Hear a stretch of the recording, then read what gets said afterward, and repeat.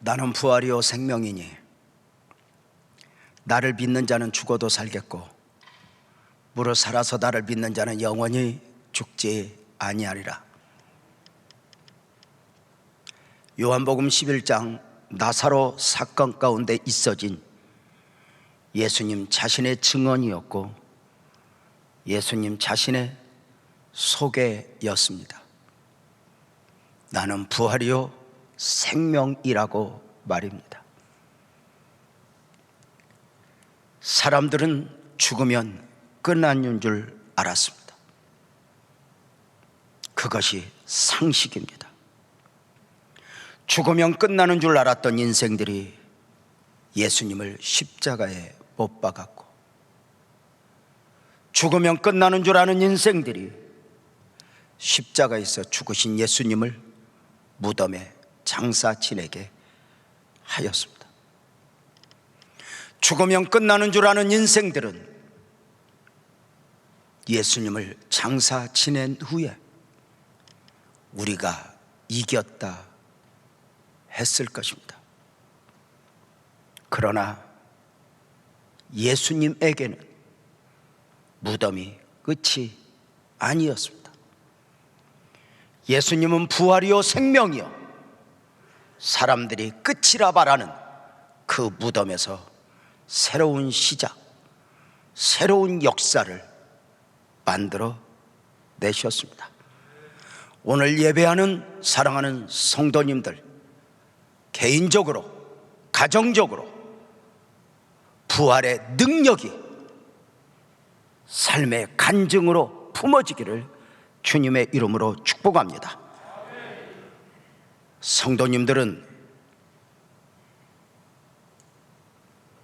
예수님의 부활을 믿으십니까? 기독교 신앙의 부활이 없었다면 다른 종교처럼 생명이 없는 평범한 종교가 되었을 것입니다. 부활이 없었다면 우리의 믿음도, 우리의 소망도, 우리의 구원도 헛것이 되고 말았을 것입니다. 부활이요 생명이신 예수님을 믿는 것은 영원의 축복을 소유하게 되는 것이요, 부활이요 생명이신 예수를 믿지 못하면 스스로 영원의 축복을 거절하는 것이 됩니다. 안식 후 첫날 주일 아침에 제자들이 모였습니다. 예수님을 배반하고 저주했던 제자들이 무덤을 열고 부활하신 예수님의 소식을 들었기 때문입니다. 여인들이 열린 무덤 앞에서 천사들을 만났고 예수님을 만났다는 것입니다. 이 소식을 전해 들은 제자들이 그냥 있을 수 없어 함께 모인 것입니다. 제자들이 모인다는 것은 쉬운 일이 아니었습니다. 예수님을 죽이는 데 앞장섰던 유대인들이 제자들마저 잡겠다고 기회를 엿보고 있었기 때문입니다. 그 두려움 가운데 모여있는 제자들을 부활하신 예수님이 찾아오셨습니다. 십자가에 못 박혀 죽으심의 흔적, 못자국, 창자국을 가지고 제자들을 찾아오신 것입니다. 부활하신 주님으로 인하여 제자들이 얼마나 놀랐겠습니까? 죽으면 끝나는 줄 알았는데 십자가에 달리사 죽으셨던 예수님이 부활하사 못자국, 창자국을 보이시면서 다가오셨으니 얼마나 놀랐겠냐는 것입니다. 상식적으로 받을 수 없고 이해가 될 수 없어 제자들은 그 예수님을 눈으로 보면서 영으로 생각했다고 누가복음 24장 37절은 말씀했습니다. 이제 온 세상은 다시 한번 놀라게 될 것입니다. 죽으면 끝나는 줄 알았던 상식이 박살나듯이 또 한 번 상식이 박살나면서 놀라게 될 것입니다. 어느 한 지역에서가 아니라 전 우주가 놀랄 것이니 하늘이 놀라고 땅이 놀라게 될 것입니다. 예수를 믿는 사람만이 아니라 지구촌에 있는 모든 사람이, 자연까지 놀라게 될 것입니다. 다시 오시마 약속하셨던 재림의 주님을 보고 말입니다. 새 하늘과 새 땅이 시작되는 것을 눈으로 보고 놀랄 것입니다. 보이는 이 땅의 삶이 전부인 줄 알고 살아가던 인생들이 놀라는 것입니다. 이 땅에서의 7, 80, 8, 90의 인생이 전부인 줄 알고 살아가던 인생들이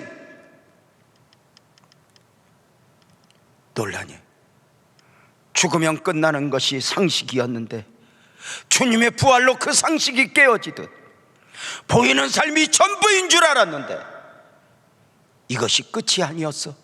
놀라고 놀라니, 부자와 나사로의 비유에서처럼 어떤 이는 천국에서 놀라고 어떤 이는 지옥에서 놀라게 될 것입니다.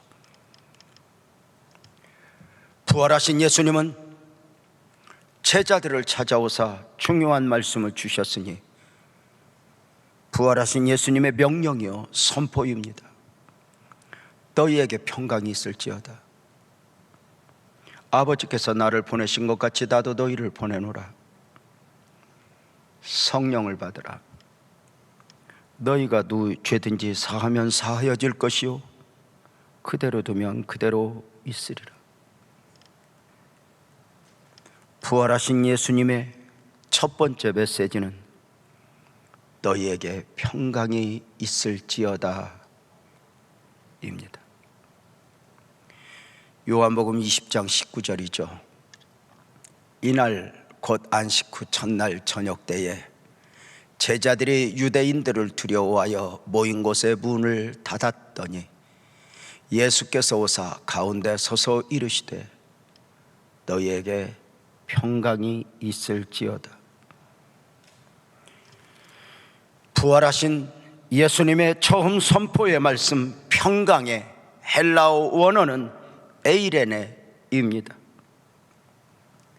에이레네는 사람들이 생각하는 단순한 평안의 개념이 아닙니다.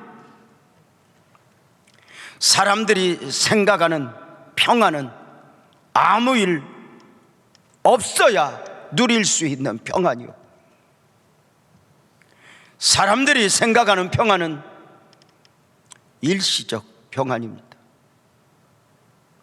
그러나 예수님께서 말씀하신 에이렌의 평강은 구원 섭리가 담긴 평강, 구속사적 의미가 담긴 평강입니다. 이 평강에 대해 예수님께서 십자가를 지시기 전에 주셨던 약속의 말씀이 있습니다. 요한복음 14장 27절이죠. 평안을 너희에게 끼치노니 곧 나의 평안을 너희에게 주노라. 내가 너희에게 주는 것은 세상이 주는 것과 같지 아니라 너희는 마음에 근심하지도 말고 두려워하지도 말라. 내가 주는 평안은 세상이 주는 것과 같지 않다. 주님이 우리에게 주시고자 했던 평강, 그 평안은 무엇일까? 이것을 알기 위해서 우리는 먼저 세상이 주는 평안을 알아야 합니다. 세상이 주는 평안은 우한질고 아무 일이 없는 가운데 있어지는 평안입니다. 그러나 사람이 사람으로 살아가면서 아무 일 없이 삶을 살아낼 수 있겠습니까? 환경적으로 시간적으로 완전한 평강이 있을 수 있겠냐는 것입니다. 애굽에서의 삶이 힘들었던 만큼이나 광야에서의 삶이 힘들었고, 광야에서의 삶이 버거웠던 만큼이나 가나안의 수고의 삶이 또한 그러한 것이었습니다. 그래 사람들은 늘상 이렇게 애굽에서 자유할 수만 있으면 좋겠다, 광야에서 하루빨리 벗어날 수 있으면 좋겠다,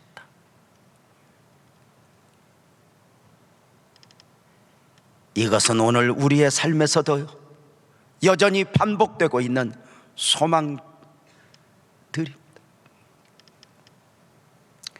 우리 자식들 결혼만 할 수 있으면, 아이만 하나 있으면,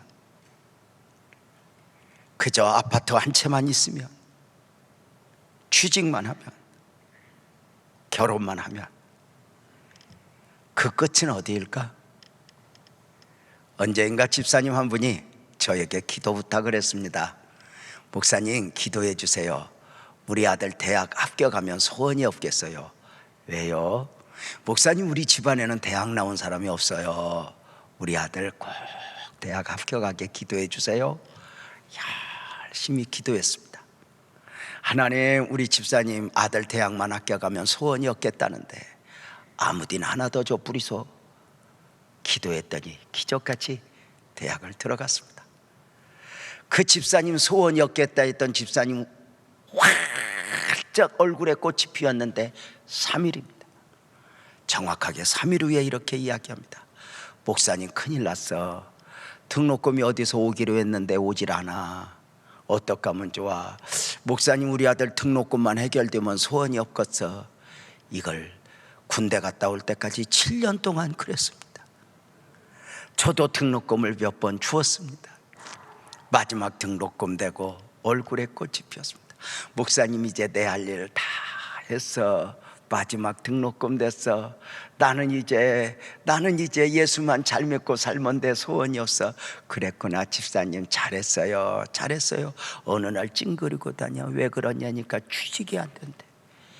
우리 아들 취직만 하면 소원이 없겠대. 목사님, 기도해달래. 또 기도해. 하나님, 이 어려운 때에 우리 집사님 아들 취직만 하면 소원이 없겠다는데 한 군데 더 주소.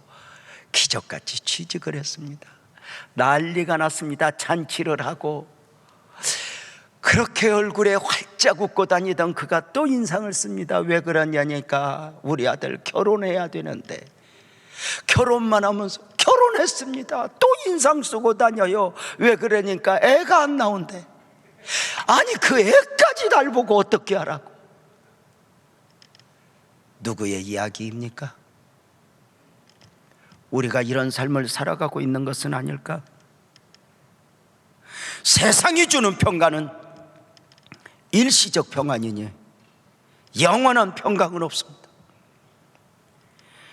요셉의 7년 풍년은 앞으로 있어질 7년 흉년이 예비된 가운데에 있어진 풍년이었습니다. 지금의 풍년만이 지금의 풍요가 아니었다는 것입니다. 우리 삶에 어느 날 갑자기 코로나19 바이러스 감염병이 있어질 줄 어찌 알았겠습니까? 지구촌이 하나라 하며 하늘에 있는 비행기가 수천 대 수만 대 떠다닐 때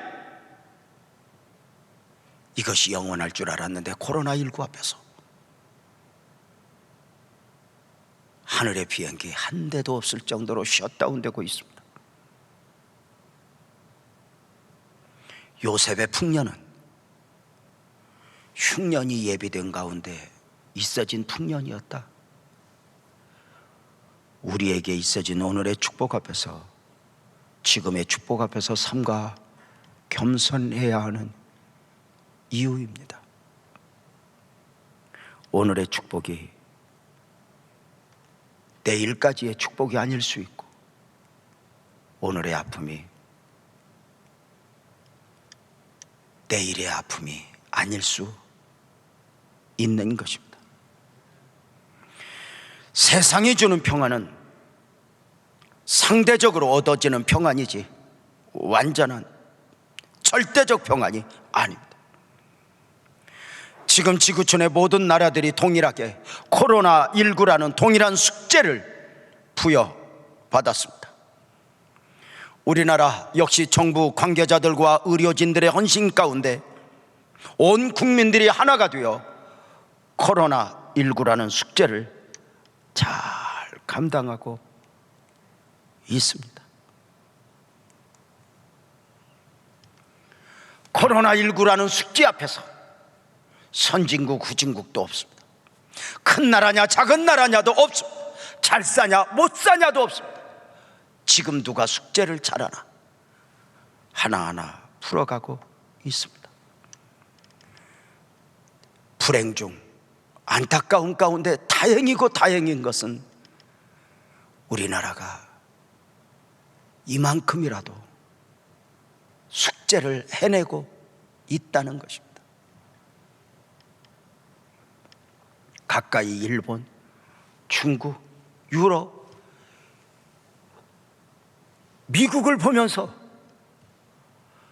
평안이어서 평안이 아니라 그들을 보면서 이 평안을 느끼는 마음이 무엇일까?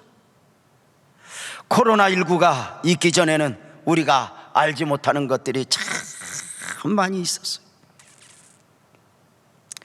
은혜와 축복을 누리면서도 그 은혜를 은혜로 보지 못하고 축복을 축복으로 알지 못하고 살아왔던 것입니다. 안타깝게도 우리 민족은 일제시대를 거치고 6.25를 거치고 배고픈 세대를 거치는 가운데 우리 스스로를 너무 작아져 버린 가운데 그만 미국이라는 이름 앞에서, 유럽이라는 이름 앞에서, 일본이라는 이름 앞에서 국가적 열등감에 젖어 우리의 행복을 인식하지 못하는 가운데 살아왔습니다. 스스로 작은 나라, 작은 민족으로 여기며 말입니다. 출애굽의 기적 가운데 온갖 은혜를 누리면서도 조금만 힘들면 원망하고 불평을 하며 애굽으로 가겠다고 목소리를 높였던 어리석은 광야 백성들처럼 과거의 포로가 되어 우리가 살아가고 있었습니다. 조금만 힘들면 억울하다 싶으면 스스로 헬조선이라 하며 나는 흑수저라 하며 열등감에 젖어 살았던 것입니다. 그래, 나는 우리나라 싫어 하고 고국을 떠나 미국으로, 유럽으로, 호주로, 필리핀으로 이민을 갖고 계획하던 사람들이 많이 있었습니다. 한국 사람이 한국 사람으로 사는 것에 자부심을 느끼지 못하면서 살았던 것입니다. 우리 스스로의 행복을 인식하지 못하며 살았던 것입니다. 이렇게 마음껏 먹고 마음껏 자유하게 삶을 살면서 말입니다. 아시죠? 가장 큰 어리석음 중에 하나는 누가 나를 비하하는 것이 아니라 내가 나를 비하하고 내가 나를 가볍게 여기는 것이라고 말입니다. 종종 이런 말씀 드린 적이 있죠. 누가 나를 가볍게 여겨 비방할 때에, 내 말을 할 때에 기분이 나쁘고 마음이 상하는 것은 그가 그렇게 말해서기보다는 나도 나를 그렇게 생각하고 있는데 그 사람이 말로 확인시켜 주니까 내가 소화를 시키지 못하는 거예요. 누가 나를 가볍게 하는 것이 문제가 아니라 내가 스스로 나 자신을 가볍게 여기는 것이 문제가 아닌가? 코로나19가 있어지기 전에 미국은 미국인 줄 알았어요.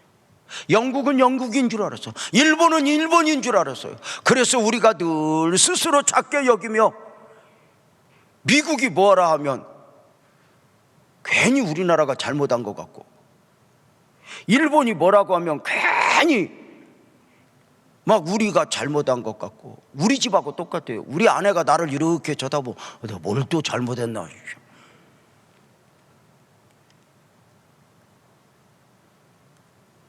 작년에 일본과 무역전쟁이 났을 때도 언론 매체들을 비롯하여 많은 사람들이 빨리 일본에 무릎을 꿇으라고, 우리는 일본 없으면 못 산다고, 일본이 저렇게 막으면 우리는 경제 폭망이라고. 그것이 상식이었습니다. 그런데 어느 날 우리가 이렇게 힘이 커진 줄 몰랐습니다.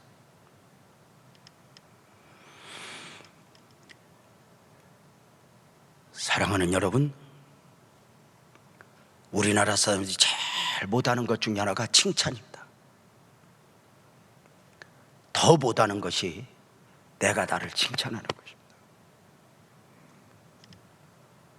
가끔 거울을 보면서 제가 스스로 저에게 이렇게 이야기합니다. 채명아, 너 애썼다. 엄마 아빠 없이 험한 삶 살아왔는데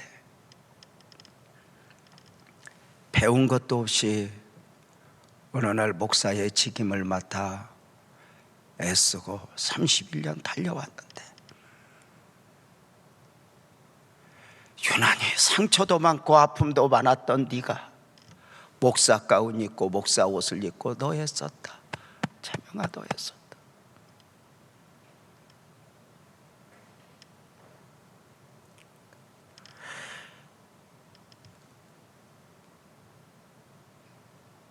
우리가 우리를 스스로 그렇게 작게 여기며 살아왔는데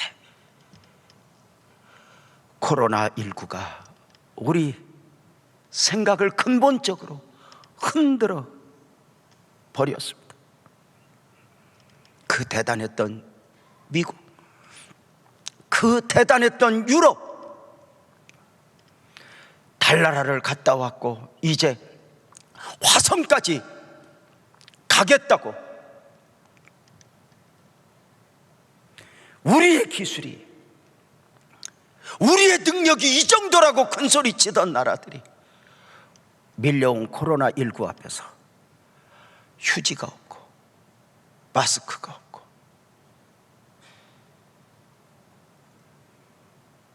들리는 뉴스 정보에 의하면 유럽의 루비통 가방 만드는 회사가 마스크 만들고 있다 소리도 들어봤습니다.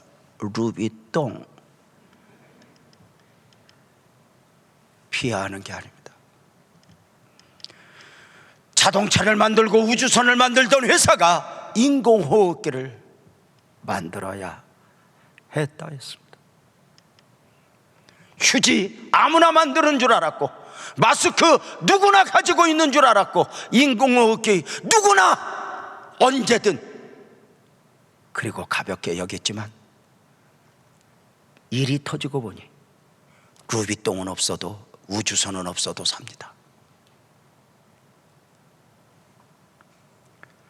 사재기를 하는 유럽, 미국의 소식을 들으며 영상으로 휴지 가지고 싸우는 저들을 보며 세상에 마트에 가서 배부른 거요. 괜히 한번 나 이마트 갔어. 그 내 것도 아닌데 산더미처럼 쌓은 거 보고 배부른 거야. 이야,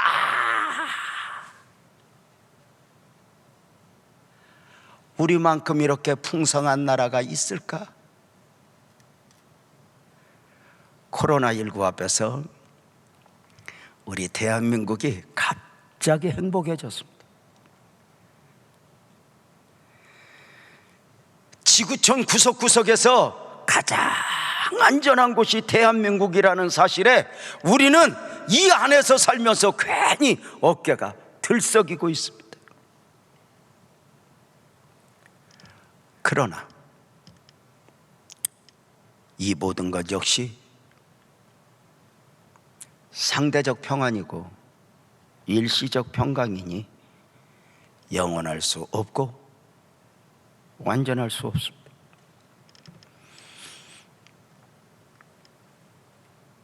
지구촌이 지금은 대한민국을 향하여 박수를 치고 있지만 언제 손가락질을 할지 모르는 것입니다. 세상이 주는 평안들은 이런 것들입니다. 이런 평강, 이런 세상이 주는 평안만 알고 있던 우리에게 주님이 주시는 평안이 있다는 것입니다. 그 평안에 대해 요한복음 14장 27절을 다시 한번 보면 평안을 너희에게 끼치노니 곧 나의 평안을 너희에게 주노라. 내가 너희에게 주는 평안은 세상이 주는 평안과 다르단다. 그러니 너희는 마음에 근심하지 말고 두려워하지 마. 주님이 주신 말씀입니다. 당시 이 말씀을 받은 제자들은, 당시 이 말씀을 주님으로부터 받았던 사람들은 이 평안의 의미에 대하여 알지 못했습니다. 주님이 주시는 평안은 일시적 평안이 아니라 영원한 평안이었고, 아멘합시다, 상대적 평안이 아니라 완전한 평안이었기 때문입니다. 육적으로 얻어지는 평안이 아니라 영적으로 얻어지는 평안이었기 때문입니다. 사람들이 사모하고 있는 평안들이 일시적이고 상대적인 이유가 무엇입니까?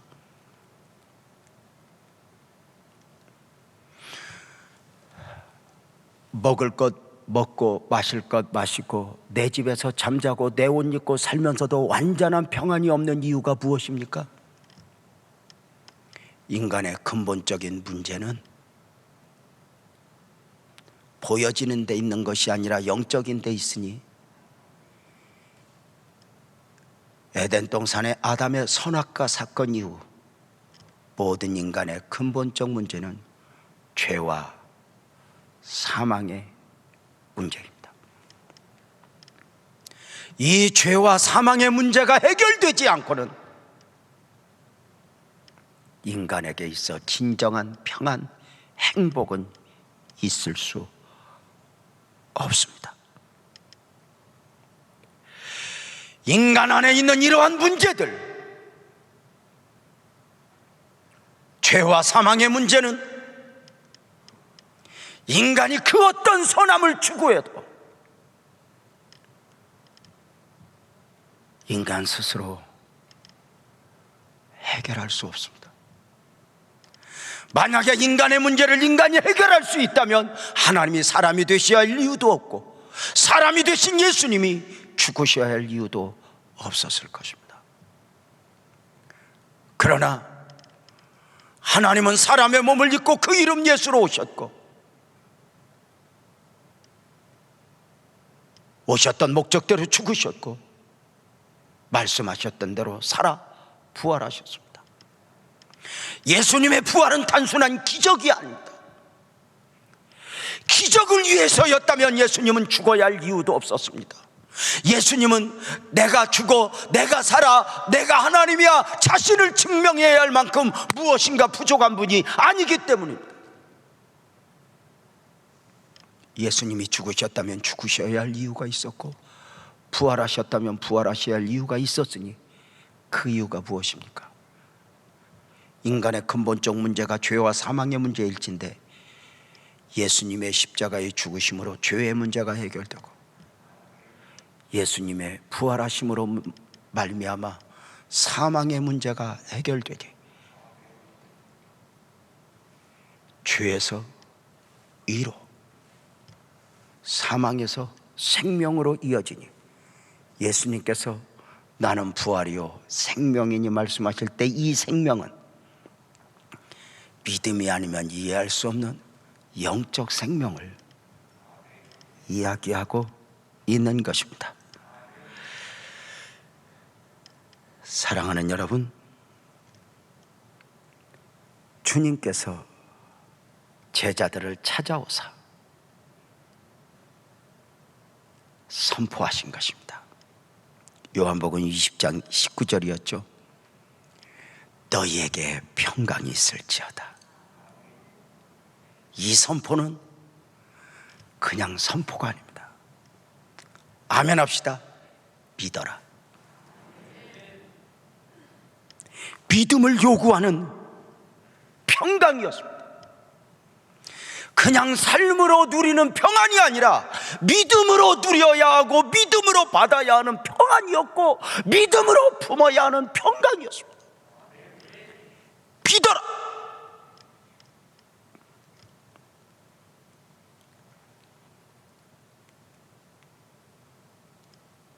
숨어있는 제자들을 찾아오사 평강을 선포하셨을 때 못자국 장자국을 가지고 부활을 확증하셨지만 그 자리에 평소 의심 많은 도마라는 제자가 없었습니다. 부활하신 예수님을 만난 제자들이 함께 모여서 이야기합니다. 우리 예수님 만났어.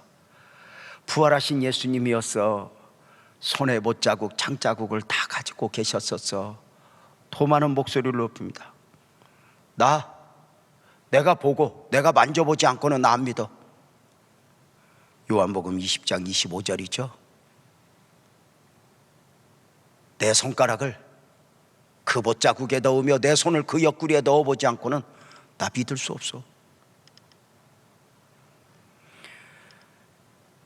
그렇게 제자들이 모여있는 곳에 주님이 두 번째 나타나 주시면서 또 한 번 선포하십니다. 26절이죠.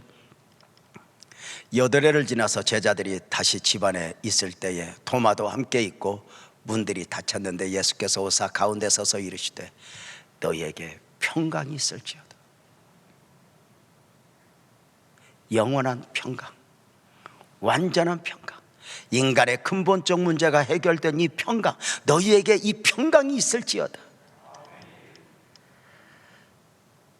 자신을 나타내 주시는 가운데 의심 많은 도마에게 27절 이렇게 말씀하십니다. 도마야, 아직도 믿어지지 않니? 너의 손을 내 옆구리에 넣어봐. 내 손을 봐. 그리고 믿음 없는 자가 되지 말고 믿는 자 되어라. 이 주님이 요구하시는 믿음은 어떤 믿음일까? 내가 의심했었는데 그러셨군요. 사실을 인정하는 믿음이 아닙니다. 이 믿음은 구원의 믿음입니다.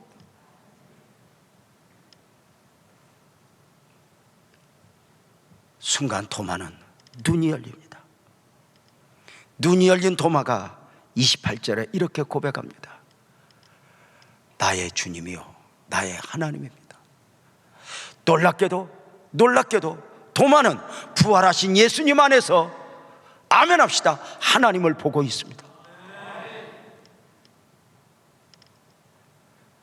이것은 인간의 상식으로 이해할 수 없는 바입니다. 주님이 너 눈을 열어주셔야 볼 수 있는, 믿을 수 있는 축복입니다. 바요나 시몬아, 내가 복이 있구나. 은혜를 입어야 됩니다. 영접하는 자 곧 그 이름을 믿는 자들에게는 하나님의 자녀가 되는 권세를 주셨는데 이는 혈통 육정 사람의 뜻으로 나지 않냐고 아멘 합시다. 오직 하나님께로서 났느니라.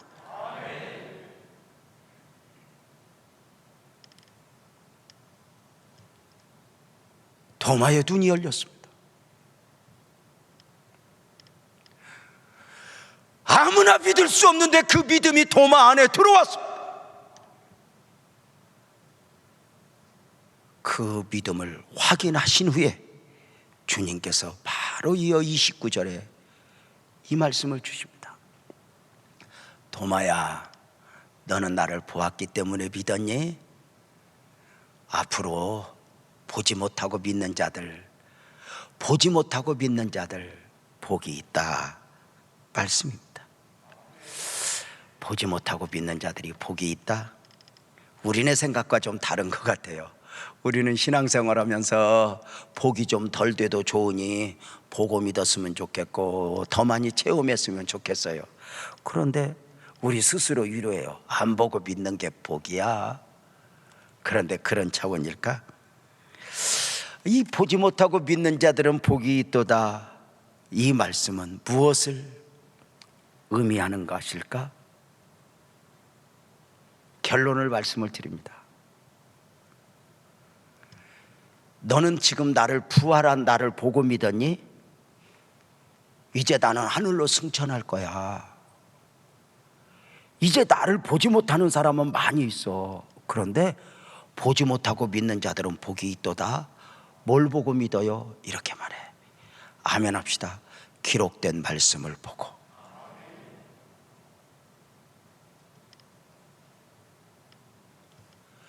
부활하신 예수님 안에서 하나님을 보았고 그 믿음은 구원의 믿음임을 확인한 주님, 보지 못하고 믿는 자들은 복이 있도다 했는데 이제 앞으로 나는 승천한 후에 기록된 말씀을 보고 너와 같이 믿는 자들은 복이 있도다. 오늘 영상으로 예배하고 있는 성도님들은 그 복을 이미 받은 줄로 믿습니다. 오늘 이 예배당에 예배하고 있는 우리 장로님들 그 믿음을 이미 소유한 줄로 믿습니다. 기록된 말씀을 보고 믿는 것이 왜 복인가 확인하겠습니다. 요한복음 1장 1절은 이렇게 말씀하셨죠. 태초에 말씀이 계시니라. 이 말씀이 하나님과 함께 계셨으니 이 말씀이 곧 하나님이라. 이런 말씀들이 아무 거부감 없이 이렇게 읽혀지고 믿어지는 건 복이죠. 계시니라, 말씀이 계시니라. 단순한 글이 아니에요. 인격으로 말하고 있죠. 이 말씀이 하나님과 함께 계셨는데 이 말씀이 곧 하나님이시다. 삼위일체 하나님이셨죠. 그 말씀으로 계셨던 하나님이 인간의 근본적 문제인 죄와 사망의 문제를 해결해 주시기 위하여 사람의 몸을 입고 오신 것입니다. 요한복음 1장 14절이죠. 말씀이 육신이 되어 우리 가운데 오셨음에입니다. 그렇게 육신을 입고 오신 예수님은 오셨던 목적 그대로 죽으시고 부활하사 모든 구속사역을 완성하셨습니다. 그리고 그 부활의 주님이 복음의 완성,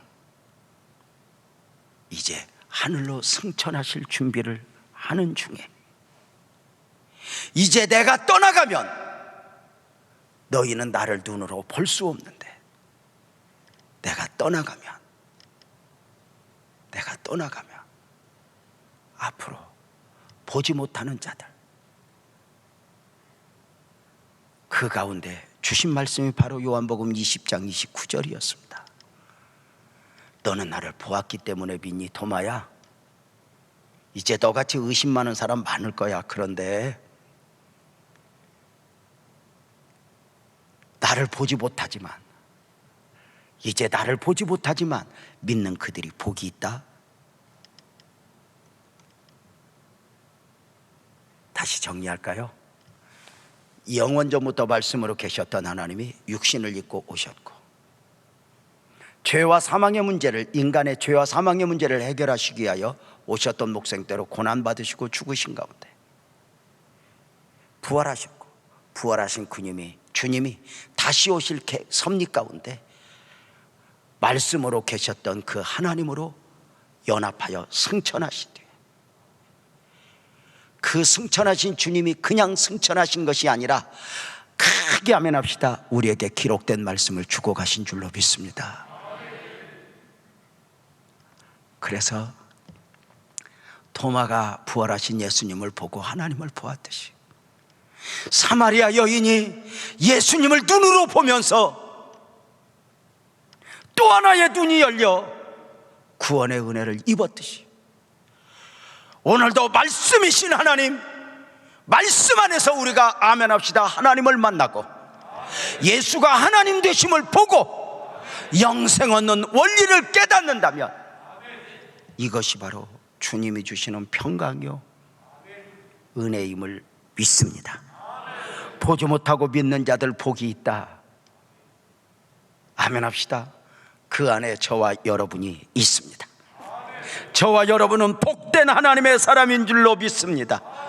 부활의 주님은 오늘을 살아가는 저와 여러분들에게 동일한 선포를 하십니다. 아멘합시다. 너희에게 평강이 있을지어다. 부활의 주님께서 주시고자 했던 평강, 에이레네에는 단순한 영적인 평강으로만 끝나는 것이 아닙니다. 오늘을 살아가는 우리에게 천국의 평강을 담아주시는 줄로 믿습니다. 부활은 그냥 부활신앙이 아니라 아멘합시다. 무덤을 여시는 능력입니다. 부활의 능력. 그 믿음을 가지고 사드락과 메삭과 아벳느고는 풀물을 이겨냈고, 그 믿음을 가지고 다니엘은 사자굴을 이겨내었습니다. 오늘 그 부활의 능력을 믿고 선포하며 우리도 아멘합시다. 세상을 이겨냅시다. 질병을 이겨냅시다.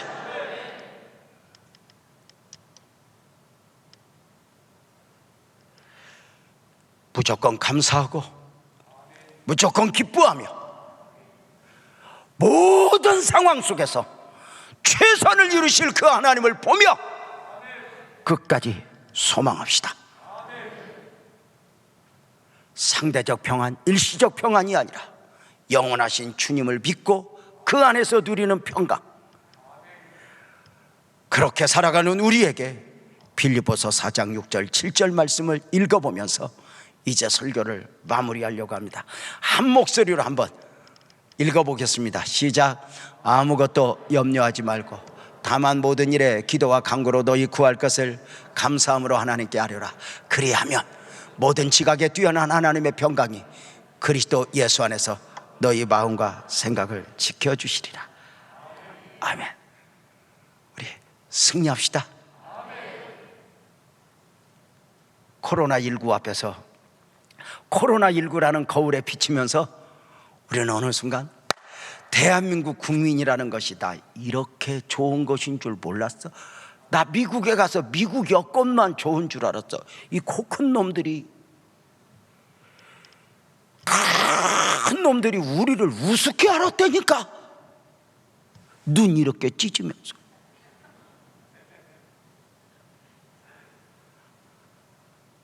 누가 낫고 누가 모자라고 올 거 아니야. 어느 날 우리가 누리고 있던 축복, 은혜, 평강을 몰랐어. 우리가 혹시 하나님의 백성으로 살면서 은혜를 입은 자로 살면서 그 은혜를 모르고 있었던 것은 아닌가? 주님이 우리에게 진짜 평강을 주셨는데 우리는 진짜 평강은 외면한 채 다른 것에 헐떡거리며 살아가고 있었던 것은 아닌가? 영혼을 소유했으니 이 땅의 어려움 정도 또 한번 이길 만큼 우리에게 부활의 능력으로 우리 안에 있음을, 내 안에 질병아 떠나가라, 우리 가정에 드리워진 어둠아 떠나가라 명할 수 있는 능력이, 너희 집에 평안이 있을지어다, 너희 삶에 평안이 있을지어다, 이것을 믿고 달려갈 수 있는 것 아닐까? 우리 교회 권사님 한 분이 저에게 이렇게 말씀하셨습니다. 목사님 나 예수 믿고 너무너무 좋아요. 권사님 그러시지요? 목사님 제가요 신랑 잃어버리고 애들하고 혼자 살면서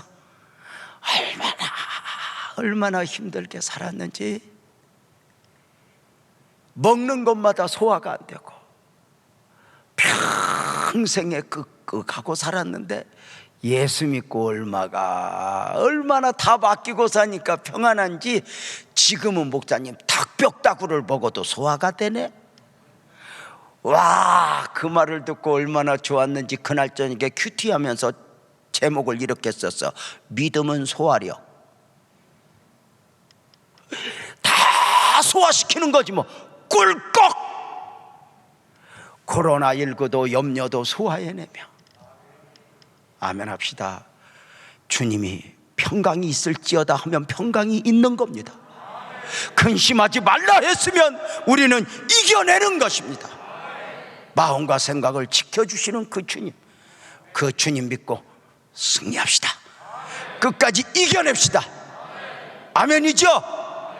우리 그 부활의 믿음을 가지고, 부활의 영성을 가지고 오늘 우리 찬송하면서 예배 마치고 싶은데요, 우리 모두 자리에서 일어나 나도 주님을 믿습니다. 찬송합니다.